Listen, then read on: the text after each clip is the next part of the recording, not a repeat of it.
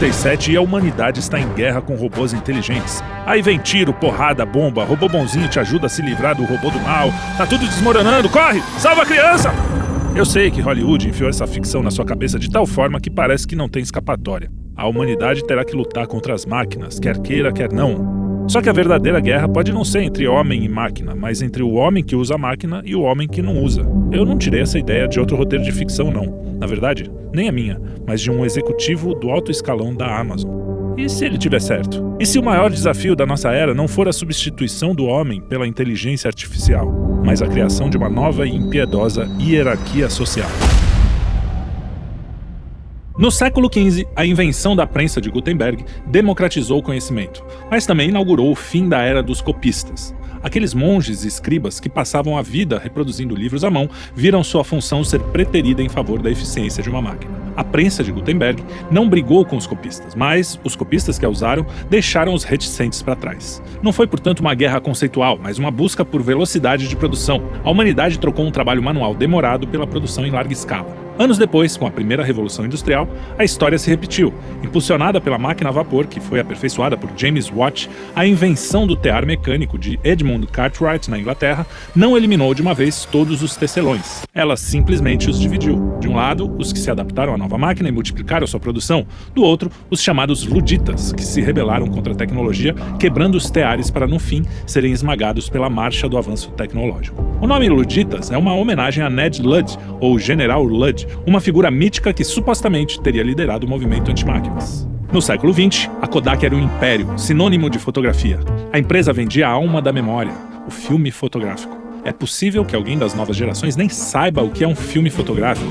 É bom explicar que a fotografia não era essa moleza de hoje, não. Antes das câmeras digitais, a imagem precisava ser registrada numa base de plástico flexível e transparente, geralmente triacetato de celulose, revestida em um dos lados com uma emulsão fotográfica de gelatina contendo cristais e haletos de prata sensíveis à luz, que eram posteriormente transformadas em uma imagem visível através de um processo químico de revelação. E era uma delícia, eu já fiz isso quando eu estava na faculdade, olha só.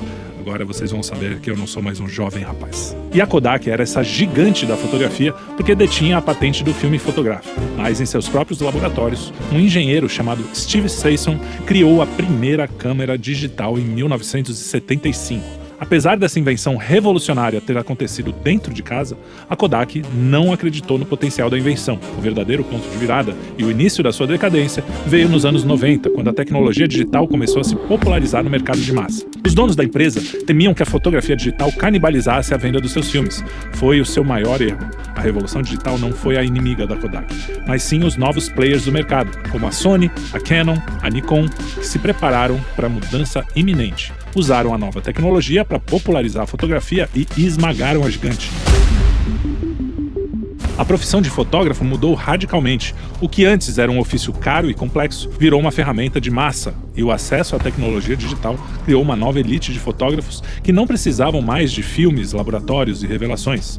O mercado se transformou completamente. Essas tecnologias possibilitaram um aumento absurdo na produtividade para aqueles que as dominavam, enquanto os que não tinham acesso a elas ou torceram o nariz foram relegados ao esquecimento. A inteligência artificial de hoje talvez seja o nosso tear mecânico, a nossa prensa e a nossa câmera digital.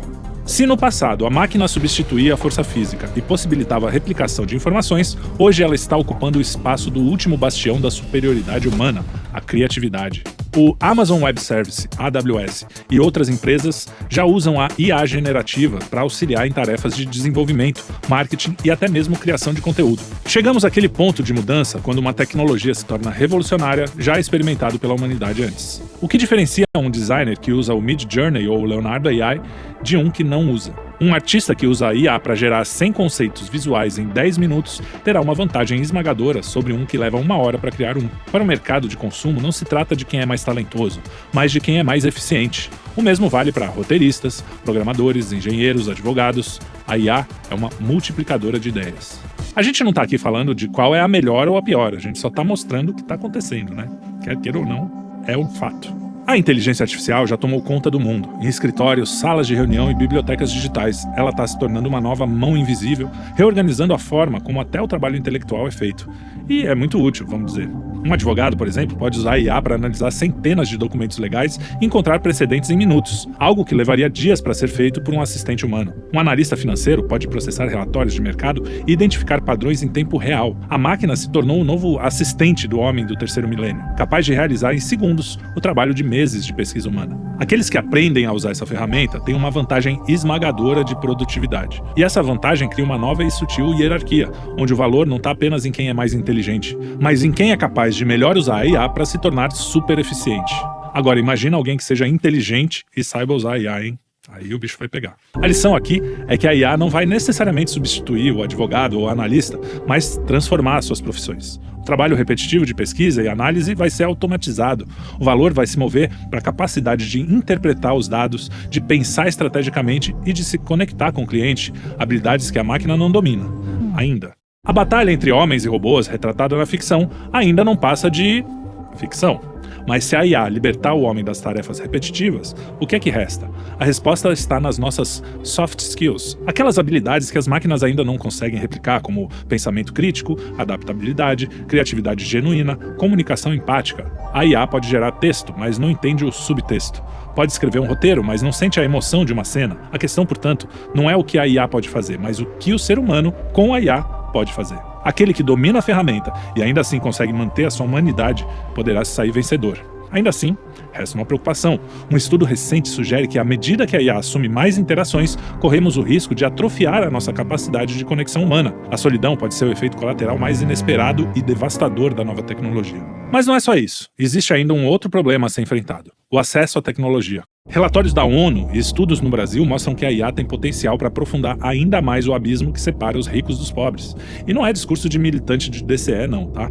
36 milhões de brasileiros ainda não têm acesso à internet. Para esse grupo, a IA não passa de um conceito abstrato, distante e inacessível. Eles não têm acesso à telemedicina, não conseguem estudar online e estão completamente fora do mercado de trabalho que exige habilidades digitais. Usar a IA como ferramenta também exige um investimento constante em aparelhos celulares, computadores e atualizações de softwares. As melhores versões do ChatGPT, por exemplo, são pagas e custam caro. Você pode argumentar que o filme fotográfico, a prensa e o teatro também eram para poucos, sem dúvida. A diferença é que a IA é uma revolução generalizada, que mexe com toda a cadeia de bens e serviços de uma só vez. Se o acesso não for universalizado, tem potencial para criar uma nova hierarquia social, nunca antes vista. A distopia que nasce dessa revolução tecnológica não é uma guerra do exterminador do futuro, mas uma segregação da humanidade tão sutil quanto impiedosa. Então, meu amigo, o que fazer, hein? Certamente não dá para fugir da tecnologia. O que a gente precisa é encontrar uma forma de não perder a nossa humanidade no caminho para o mundo tecnológico que já está aí, né? A inteligência artificial deve ser uma infraestrutura, garantir que todas as pessoas tenham acesso a ela e que também sejam educadas para dar conta da sua complexidade é fundamental. Não dá para aceitar uma sociedade dividida entre os que dominam as máquinas e os que são esmagados por ela. Talvez o homem não tenha que ter medo da IA, mas de si mesmo, já que, munido dessa nova tecnologia, ele pode adquirir uma capacidade extraordinária de esquecer-se de quem é e julgar-se tão separado do próximo a ponto de enxergá-lo apenas como mais uma ferramenta.